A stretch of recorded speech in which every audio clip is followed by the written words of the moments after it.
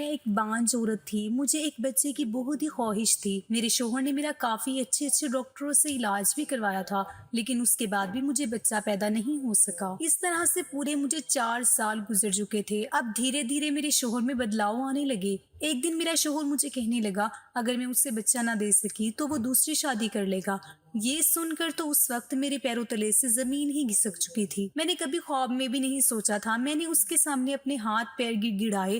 میں نے کہا کہ مجھے صرف ایک بار موقع دے۔ میرے شوہر نے مجھے صرف چند دن کا ہی وقت دیا تھا اور اس کے بعد وہ دوسری عورت کے ساتھ شادی کرنے والے تھے۔ اب میں کسی بھی طریقے سے بچہ چاہتی تھی۔ ان دنوں میرے بنگلے میں ایک نیا نوکر آیا تھا۔ میری حالت دیکھ کر وہ مجھے کہنے لگا کہ مالکن آپ ایک طریقے سے بچہ پیدا کر سکتی ہیں۔ اس کی بات سن کر مجھے ایک امید کی کرن ملی تھی۔ میں نے تبھی اس سے کہا کہ مجھے جلد ہی بتاؤ، تم جو بھی کہو گے میں وہ کرنے کے لیے تیار ہوں، بس تم مجھے جلدی سے بتاؤ۔ تبھی کہنے لگا کہ مالکن آج رات بس آپ ایک خوبصورت سی نائٹی پہن کر میرے کمرے میں آ جانا، وہیں پر آپ کو کچھ راز بتاؤں گا۔ میں اپنے شوہر کو بالکل بھی کھونا نہیں چاہتی تھی، اسی وجہ سے میں نے بنا سوچے سمجھے اپنے نوکر کی بات مان لی اور رات کو اپنے نوکر کے کمرے میں بھی چلی گئی۔ کمرے میں جاتے ہی نوکر مجھ پر اپنی طاقت دکھانے لگا تھا۔ نوکر کی طاقت دیکھ کر میں تو پورے طریقے سے پگھلنے لگی تھی۔ وہ بڑے ہی جوش کے ساتھ حالات انسان کو اس قدر مجبور کر دیتے ہیں کہ وہ بنا سوچے سمجھے غلط راستے پر نکل جاتے ہیں، لیکن اس کا انجام آگے چل کر بہت ہی برا نکلتا ہے۔ اس طرح یہ سلسلہ اور یہ کہانی میرے ساتھ جڑی ہوئی ہے۔ میں بانجھ ہونے کی وجہ سے نہ چاہتے ہوئے بھی اپنے نوکر کے ساتھ وہ سب کر بیٹھی تھی جو میں نے کبھی زندگی میں بھی نہیں سوچا تھا۔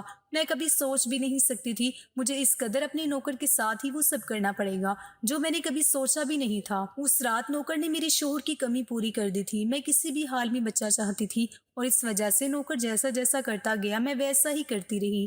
میں اس کا بخوبی ساتھ دینے لگی تھی۔ میرا نام شگفتہ ہے۔ میری عمر 24 سال تھی جس وقت میرے ابو نے میری شادی اپنے آفس کے ایک ورکر کے ساتھ کر دی تھی۔ ابو مجھے اکثر کہا کرتے تھے کہ عدنان ایک بہت اچھا لڑکا ہے، وہ تمہیں زندگی بھر خوش رکھے گا، وہ تمہیں کبھی بھی دکھ نہیں پہنچائے گا۔ ابو کی بات مان کر میں نے بھی عدنان کے ساتھ شادی کر لی تھی۔ میری ماں تو کافی سال پہلے ہی اس دنیا سے چل بسی تھی۔ اس وجہ سے ماں کے جانے کے بعد میں اپنے ابو سے بے انتہا محبت کرتی تھی۔ میں ان کی ہر بات کو مانا کرتی تھی۔ شروع میں تو عدنان میرے ابو کی کافی مدد بھی کیا کرتا تھا، لیکن شادی کے بعد اس نے میرے ابو کا کام دھیرے دھیرے سنبھالنا شروع کر دیا تھا۔ اس بات سے میں بے حد خوش تھی۔ میں بھی چاہتی تھی کہ وہ میرے ابو کا کاروبار اچھے طریقے سے سنبھالے، کیونکہ آخر کب تک ابو اتنا بڑا کاروبار خود اکیلے ہی سنبھالتے رہیں گے۔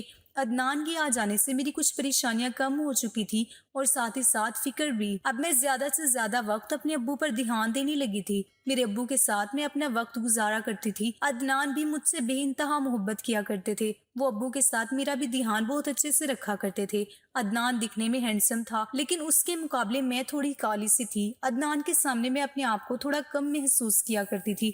میں اکثر عدنان سے اس بارے میں بات بھی کیا کرتی تھی، لیکن اکثر عدنان میری ہمت کو بڑھایا کرتے تھے۔ وہ مجھے اکثر کہا کرتے تھے کہ پیار صورت دیکھ کر نہیں سیرت دیکھ کر کیا جاتا ہے۔ عدنان کی ان باتوں کو سن کر میں اندر ہی اندر بہت ہی زیادہ خوش ہو جایا کرتی تھی اور یہی سوچتی تھی کہ اللہ نے میری قسمت میں بہت ہی اچھا جیون ساتھی بھیجا ہے۔ شادی کے بعد عدنان بھی ہمارے ساتھ بنگلے میں رہنے لگا تھا، کیونکہ میں اپنے ابو کو چھوڑ کر کہیں دور بالکل بھی نہیں جانا چاہتی تھی۔ میرے ابو کا سہارا صرف میں ہی تھی۔ میرے ابو کا خود کا ایک بہت ہی بڑا کاروبار تھا۔ ہمارے پاس پیسوں کی کوئی بھی کمی نہیں تھی۔ دھیرے دھیرے ہماری شادی کو پورے 3 مہینے گزر چکے تھے۔ ان 3 مہینوں میں عدنان نے سارا کاروبار اپنے ہاتھوں میں لے لیا تھا۔ میں بھی اس بات سے بے حد خوش ہو چکی تھی، کیونکہ میرے ابو اب دن بہ دن کمزور ہوتے جا رہے تھے۔ وہ کافی زیادہ ٹینشن لے چکے تھے۔ ان کی حالت اب دن بہ دن خراب ہوتی جا رہی تھی۔ ڈاکٹروں نے زیادہ تر انہیں آرام کرنے کے لیے کہا تھا۔ اب عدنان زیادہ تر باہر کا کاروبار دیکھا کرتا تھا اور میں زیادہ تر گھر پر رہ کر اپنے ابو کی صحت پر زیادہ دھیان دیا کرتی تھی۔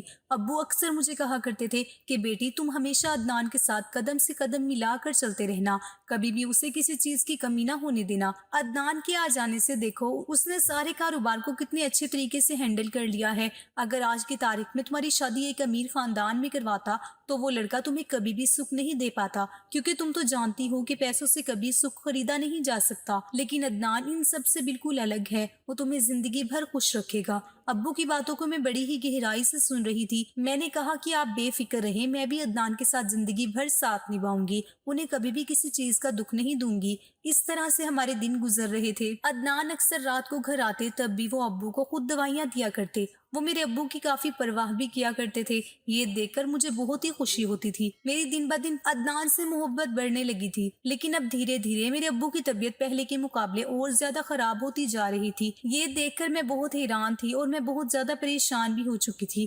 ڈاکٹروں نے مجھے کہا کہ شاید وہ کسی چیز کا سٹریس لے رہی ہیں، اسی وجہ سے زیادہ تر میں ابو کے ساتھ ہوتی تھی۔ لیکن ایک رات میں سو رہی تھی کہ تبھی مجھے 2 بجے یہ خبر ملی کہ میرے ابو اس دنیا سے چل بسے ہیں، انہیں ہارٹ اٹیک آ گیا ہے۔ یہ خبر سن کر تو میں پورے طریقے سے بحال ہو چکی تھی۔ اس دنیا میں میرے سر پر صرف میرے ابو کا ہی سایہ تھا، لیکن آج یہ سایہ بھی اٹھ چکا تھا۔ اب میں یتیم ہو چکی تھی۔ میری فیملی میں اتنے رشتہ دار بھی نہیں تھے، کیونکہ اکثر زیادہ امیر ہو جانے کی وجہ سے لوگ ہم سے نفرت کرتے تھے۔ اب میرے پاس مجھے سنبھالنے والا صرف اور صرف میرا شوہر ہی تھا۔ ان دنوں میرے شوہر نے میری ہمت کو بڑھایا تھا، اس نے مجھے سنبھالا تھا۔ اب دھیرے دھیرے پورے 3 مہینے گزر چکے تھے۔ ان 3 مہینوں میں میں نے اپنے آپ کو اچھے سے سنبھال لیا تھا۔ میں زیادہ تر گھر کے کام کاج میں بزی رہا کرتی تھی، کیونکہ عدنان مجھے اکثر کہا کرتا تھا کہ تمہیں آفس جا کر کام کاج کرنے کی بالکل بھی ضرورت نہیں ہے، ابھی تم بس گھر سنبھالو۔ مجھے بھی عدنان کی باتیں صحیح لگی تھی۔ اب دن بدن عدنان میری کافی پرواہ بھی کیا کرتے تھے۔ وہ مجھے ٹائم پر دوا کھانا سب کچھ لا کر دیا کرتے تھے۔ عدنان کے ساتھ میری زندگی بہت ہی اچھے طریقے سے گزر رہی تھی کہ تبھی ایک دن عدنان مجھے کہنے لگے کہ گاؤں سے ان کی ماں تم سے ملنے کے لیے یہاں آنے والی ہے۔ اس خبر سے میں بڑی ہی خوش تھی۔ میں نے سوچا کہ چلو مجھے بھی گھر پر کوئی ساتھ مل جائے گا، کیونکہ عدنان تو زیادہ تر کام میں بزی رہا کرتا ہے۔ دوسرے دن میں جلدی صبح اٹھ کر گھر کا سارا کام کاج کرنے لگی، کیونکہ میری ساس آنے والی تھی۔ پھر 1 گھنٹے کے بعد میرے گھر کا دروازہ بجنے لگا تھا۔ میں نے فوراً سے دروازہ کھولا تو سامنے میری ساس اور میرے شوہر کھڑے تھے۔ میں نے سر جھکا کر ان سے پیار لیا۔ میرے شوہر نے مجھے پہلے بتا دیا تھا، اس وجہ سے میں نے سر پر ایک دوپٹہ لے لیا تھا۔ اب میں اپنوں کی خاطر کچھ بھی کرنے کے لیے تیار تھی، کیونکہ میں انہیں کھونا نہیں چاہتی تھی۔ میرے پاس تو صرف میرے شوہر اور ان کی ماں ہی رہ گئی تھی، اور میں خوشی خوشی ان کے ساتھ اپنی زندگی گزارنا چاہتی تھی۔ اسی لیے ساس مجھے روز جیسا جیسا کہتی ویسا ویسا میں کرتی۔ میں نے اپنے کپڑے پہننے کا بھی ڈھنگ بدل لیا تھا۔ میں گھر پر پینٹ شرٹ کی بجائے اب قمیص شلوار پہنا کرتی تھی، لیکن ساس کے آنے کے بعد میری زندگی میں تھوڑی پریشانیاں بڑھنے لگی تھی۔ وہ اس وجہ سے کیونکہ ساس اکثر مجھے پوتا پوتی کے بارے میں بولا کرتی تھی، جسے سن کر مجھے تھوڑی شرم بھی آتی تھی۔ میں اکثر انہیں کہا کرتی تھی کہ ماں جی ابھی ہمیں تھوڑا وقت لگے گا، لیکن ساس مجھے کہا کرتی کہ بیٹی ان سب چیزوں میں زیادہ دیری نہیں کرنی چاہیے، اور ویسے بھی تمہارے پاس پیسوں کی تو کوئی کمی بھی نہیں ہے، تمہارے ابو کا اتنا بڑا کاروبار ہے، تو پھر تم اور وقت کیوں لینا چاہتی ہو؟ میں نے تبھی ساس سے کہا کہ میں اس بارے میں آج ہی عدنان سے ضرور بات کروں گی، آپ بے فکر رہیں۔ رات کو جب عدنان گھر پر آئے تو میں نے ان سے اس بارے میں بات بھی کی تھی، تو وہ کہنے لگے کہ میں تم پر کوئی بوجھ نہیں ڈالنا چاہتا ہوں، تمہیں جب اچھا لگے گا تبھی ہم بچہ پیدا کریں گے۔ میرے شوہر کی یہ بات سن کر میں تو بے حد خوش ہو چکی تھی۔ انہوں نے کبھی بھی مجھ پر کسی چیز کا دباؤ نہیں ڈالا تھا۔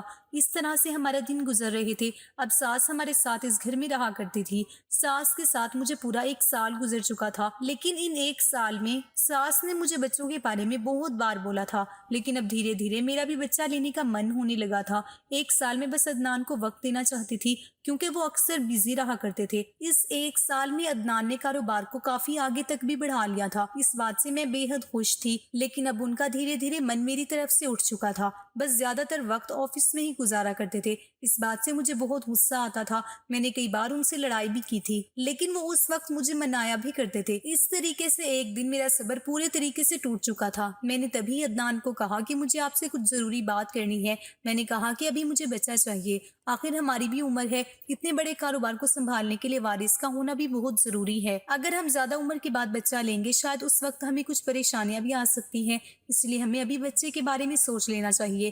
عدنان میری باتوں کو سن کر گہری آنکھوں سے مجھے دیکھنے لگے تھے، اور پھر مجھے کہنے لگے کہ تم جیسا ٹھیک سمجھو۔ اس بات سے میں بے حد خوش ہو چکی تھی۔ میں نے شام کو عدنان کے لیے کمرے کو بہت ہی اچھے طریقے سے سجا دیا تھا، مانو جیسے آج میری سہاگ رات ہو۔ جیسے ہی رات کو عدنان گھر پر آئے تو یہ سرپرائز دے کر وہ بہت خوش ہوئے تھے۔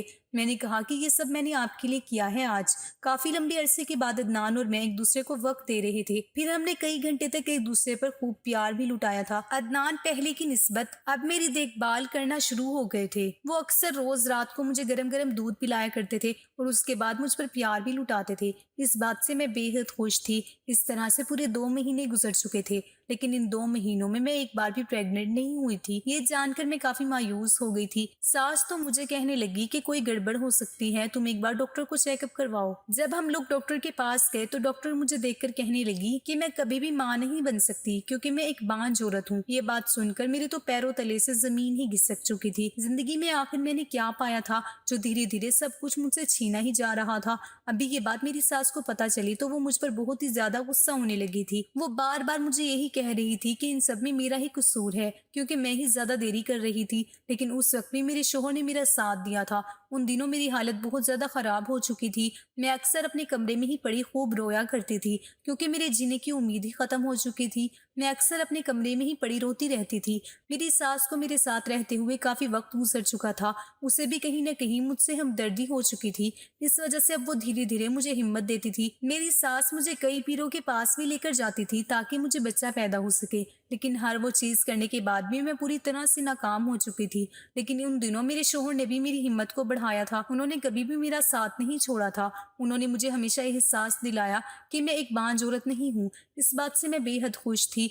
नहीं तो कुछ मर्द तो ऐसे होते हैं, बांझ लफ्ज सुनकर ही अपनी बीवी को तलाक दे देते हैं और उसके बाद किसी दूसरी लड़की से शादी भी कर लेते हैं। लेकिन मुझे अंदर ही अंदर अब डर लग रहा था कि कहीं मेरी सास मेरे शोहर को दूसरी शादी के बारे में ना कहने लगे, क्योंकि आखिर वो भी कब तक मेरी मदद करती रहेंगी। उससे भी तो पोता पोती की चाहत होगी। वो तो ज्यादातर अपने ही बच्चे के बारे में सोचेगी। इन सब बातों ने मुझे अच्छे तरीके से जकड़ लिया था। अब मुझे अंदर ही अंदर बहुत ही ज्यादा परेशानी होने लगी थी। मैं किसी से भी अपनी बातें शेयर नहीं कर सकती थी। मैं अक्सर अदनान को कहा करती थी कि वो मुझे अच्छे से अच्छे डॉक्टर को दिखाए। अदनान भी मुझे कहा करते थे कि इन सब का क्या फायदा, पैसों से हर चीज नहीं खरीदी जा सकती। लेकिन मैं कोशिश जरूर करना चाहती थी। मैं अपनी हिम्मत को नहीं तोड़ना चाहती थी। मुझे बिल्कुल भी यकीन नहीं आ रहा था कि मैं कभी जिंदगी में बच्चा पैदा नहीं कर सकती। ये सारी बातें सुनकर अदनान भी मुझ पर बहुत ही ज्यादा गुस्सा हुआ करते थे। वो मुझे अक्सर कहा करते थे कि मैं वहम में जी रही हूँ और मुझे इन सब से बाहर निकलना चाहिए। अदनान अक्सर मुझे कहने लगी कि अगर मुझे इतना ही शौक है जाने का तो घर में ड्राइवर है, उसके साथ मैं जहाँ जाना चाहती हूँ जा सकती हूँ। लेकिन वो मेरे साथ बिल्कुल भी नहीं जा सकते। वो ज्यादातर बिजनेस में वक्त देना चाहते हैं। अदनान की बातों को सुनकर मैं कहीं ना कहीं टूट जाया करती थी। फिर अंदर ही अंदर ये भी सोचा करती थी कि शायद वो सही कह रही हैं। मेरे अब्बू का इतना बड़ा कारोबार है, कहीं मेरे चक्कर में वो भी खतरे में ना आ जाए। इस वजह से अब मैं खुद अपने आप पर ध्यान दिया करती थी। अब मैंने धीरे धीरे घर के कामकाज भी करने छोड़ दिए थे।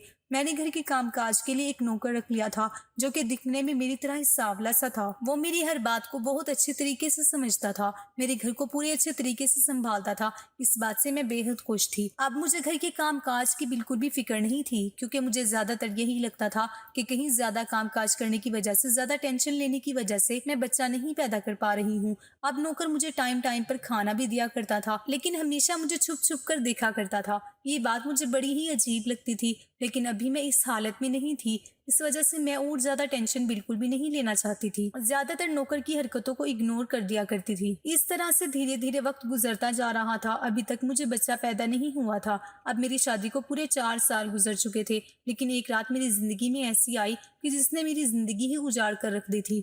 जब मेरे शोहर ने मेरे सामने एक ऐसी बात कही जो मैंने कभी जिंदगी में भी नहीं सोची थी कि मेरे शोहर मुझे ये बात कहेंगे, जिससे मैं बेइंतहा मोहब्बत करती थी। अदनान मुझे कहने लगे कि उसके दोस्त लोग अक्सर बच्चे के बारे में पूछते हैं और वो अपने दोस्तों को और झूठ नहीं बोल सकते। अगर वो अपने दोस्तों को ये बताएंगे कि उसकी बीवी बच्चा पैदा नहीं कर सकती, वो एक बांझ औरत है, तो इस बात से उनकी खूब बेइज्जती होगी। इस वजह से वो दूसरी शादी करने वाले हैं। जब अदनान ने ये दूसरी शादी का लफ्ज बोला तो मैं पूरी तरह टूट चुकी थी। मैंने कहा, अदनान आप मेरे साथ ऐसा कैसे कर सकते हैं? तभी अदनान कहने लगे कि तुम अच्छी तरीके से समझती हो, मैं तुम्हें कोई धोखा नहीं दे रहा।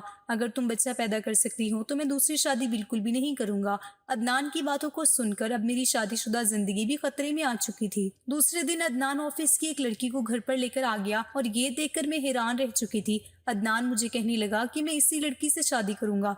ये देखकर मैंने अदनान से कहा कि आप मुझे कुछ वक्त तो दें। अदनान तभी कहने लगे कि मेरे पास और वक्त नहीं है। हमारी शादी को पूरे 4 साल गुजर चुके हैं। लोग मुझसे बच्चे के बारे में पूछते हैं और साथ ही साथ मेरी माँ को भी तो पोता पोती की चाहत रहती है। उन्हें भी मैं कब तक नाराज करता रहूंगा, क्योंकि हमने तो सब कुछ करके देख लिया है। तुम्हें बड़े से बड़े डॉक्टर को भी दिखा के देख लिया और पीरों के पास भी ले गए, लेकिन तुम बच्चा पैदा ना कर पाई। अदनान की बातों को सुनकर मैं खामोश हो चुकी थी। सास को भी इस बारे में अच्छे से मालूम हो चुका था کہ اس کا بیٹا دوسری شادی کرنے والا ہے۔ اس نے اپنے بیٹے کو بھی سمجھایا تھا، لیکن ساس کہیں نہ کہیں مجھ سے محبت کرتی تھی، اس کے دل میں بھی کہیں نہ کہیں میرے لیے ایک پیار تھا، لیکن وہ بھی اپنے بیٹے کے آگے پوری طرح سے بے بس ہو چکی تھی۔ اب روز رات کو عدنان اس لڑکی کو وقت دیا کرتا تھا اور یہ دیکھ کر میں ٹوٹ جایا کرتی تھی۔ یہ دیکھنا میری زندگی کے لیے بہت ہی زیادہ مشکل ہوتا جا رہا تھا۔ میں اکثر اپنے کمرے میں ہی بیٹھ کر خوب رویا کرتی تھی۔ ایک دن میں کچن میں ناشتہ لینے کے لیے گئی کہ تبھی میرا نوکر میرے پاس آیا اور مجھے کہنے لگا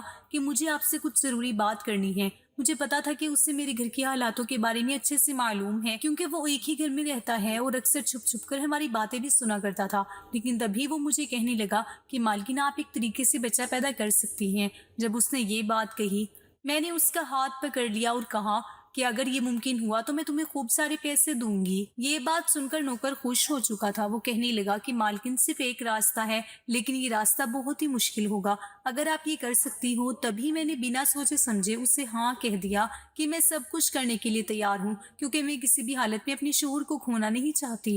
میرے شوہر نے مجھے بس کچھ دن کا ہی وقت دیا ہے، اگر میں ماں نہ بنی تو وہ دوسری شادی کر لے گا۔ میرا نوکر اس وقت کہنے لگا کہ مالکن آج رات آپ میرے کمرے میں آ جانا۔ یہ سن کر میں اسے دیکھنے لگی تھی، اس کے آگے میں اسے کچھ پوچھنے ہی والی تھی کہ تبھی وہ کہنے لگا کہ اگر آپ کو بچہ چاہیے تو آپ مجھ سے کوئی بھی سوال ابھی بالکل نہ کریں، بس چپ چاپ رات کو میرے کمرے میں آئیں۔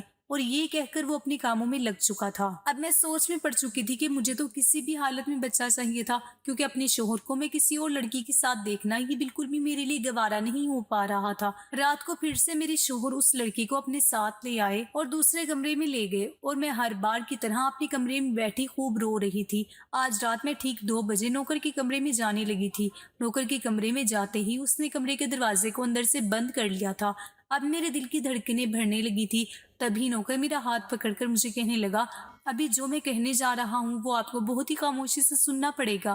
تبھی نوکر نے فون میں ایک ایسی ویڈیو دکھائی جسے سن کر میری تو زندگی ہی پلٹ چکی تھی۔ جس انسان سے میں بے انتہا محبت کرتی تھی اور بے انتہا یقین کرتی تھی، اس نے مجھے دھوکہ دیا تھا۔